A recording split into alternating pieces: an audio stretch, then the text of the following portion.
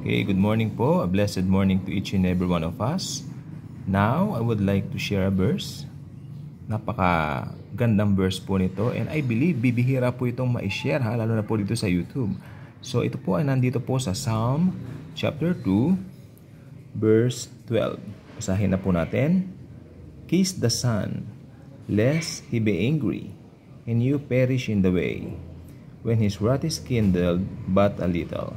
Blessed are all those who put their trust in Him. Okay. So, may binabanggit po rito, kiss the Son. At ang ibig pong sabihin ba, literal na kiss? I don't think so. Ito po ay ibig sabihin ng kiss the Son po rito. Since ito po ay messianic prophecy. Ito po ay tinatawag na all about the coming Savior na darating sa mundo. Itong psalm na ito. Kiss the Son, ibig sabihin ito po yung dapat gawin ng mga tao para sila ay maligtas, para matanggal yung wrath of God sa kanila. Kiss the Son. Ibig mo sabihin literal na hahalik tayo sa Panginoong Hesus? Hindi po. Ang ibig sabihin ng kiss the Son dito ay tatanggapin natin siya sa mga buhay natin sa pamamagitan ng pananampalataya sa Kanya. By faith alone, in Christ alone. Kiss the Son. Yun po. Hindi po literal na halik. Alam po natin yung literal na humalik sa Panginoong Hesus kung sino po yon at alam natin ang resulta. Pero hindi po yan ang sinasabi sa atin dito. Tingnan po ninyo ang verse. Kiss the Son, lest he be angry. Ibig po sabihin magagalit siya. Ang ibig po sabihin nun, pag hindi mo tinanggap ang Panginoong Hesukristo, siya po yung Son of God. Kaya kiss the Son, di ba? Pag hindi mo tinanggap ang Panginoong Hesukristo sa buhay mo, mananatili sa iyo ang galit ng Diyos. Okay? At ikaw ay mapeperish in the way. Ibig sabihin, hindi natin alam pare-pareho yung kung kailan tayo haharap sa Panginoong Hesus.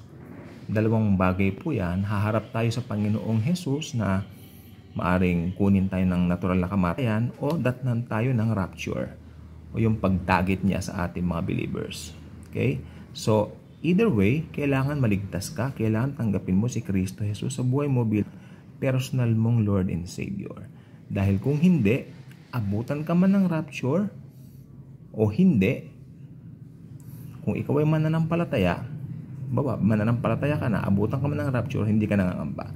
Pero yung mga hindi believers, yan pong ibig ko sabihin kanina, yung mga hindi believers, pag naiwan po sila dito, sila po yung aabutan ng anger ng Diyos.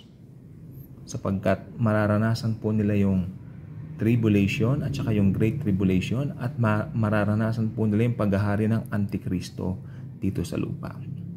Pero tayo mga mananampalataya, hindi na po natin aabutin dito yung Antikristo. Huwag kayong matakot dun sa mga nangangaral na nagsasabi na pag believer ka na raw, maaabutan mo yung tribulation. Hindi po totoo yun. Kasi bago po dumating yung tribulation, bago maghari ang Antikristo, aalisin na po tayo ni Jesus dito sa earth, ira-rapture na po niya tayo. Yun po yung tinatawag na rapture of the church. So, anong gagawin mo para mapasama ka sa rapture? Kiss the Son. Yun, kiss the Son. Wala po akong ibang masasabi, kundi tanggapin po ninyo si Hesukristo sa inyong mga buhay. Kung hindi ka pa tumatanggap sa Panginoong Hesus, sundan mo ko sa maikling panalangin ito. Lord Jesus, alam ko po na nagkasala po ko sapagkat ako po ay ipinanganak sa kasalanan.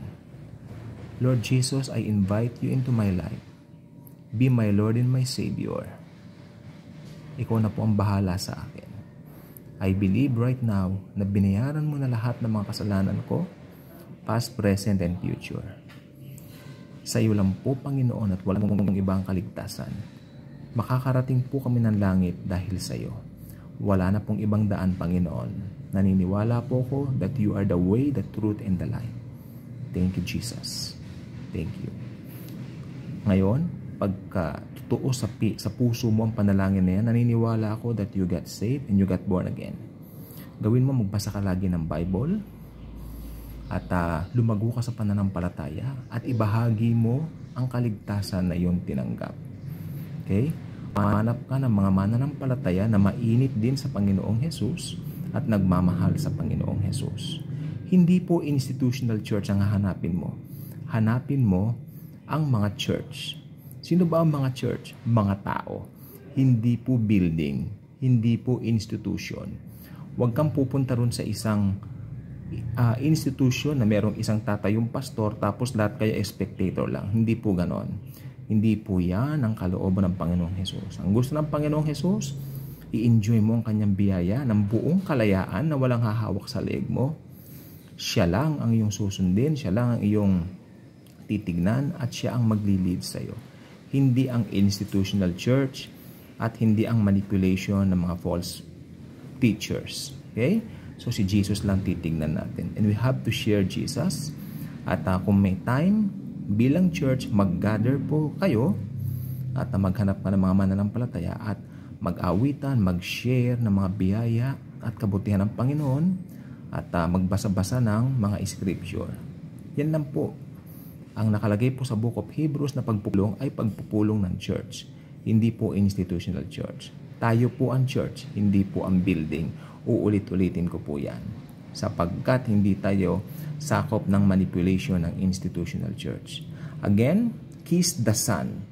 If you already kiss the Son by accepting Him into your life as your personal Lord and Savior, congratulations. Ngayon, meron ka ng buhay na walang hanggan. Ikaw ngayon ay born again na. Ang born again po ay hindi religion. Ang born again po ay isang buhay na relasyon sa Panginoong Hesukristo. Naniniwala tayo na pwede nating i-share ang video ito sa iba para marami rin ang mabless at makakilala kay Jesus Christ as their personal Lord and Savior. Again, thank you very much. Kung hindi ka pa nakaka-subscribe sa ating channel, please do. Nang dumami naman nating subscribers para makarating ang mga mensahe ng biyaya ng Panginoong Hesus sa iba't ibang parte ng mundo. Again, subscribe, like, and share, and paki-click na rin yung notification bell dyan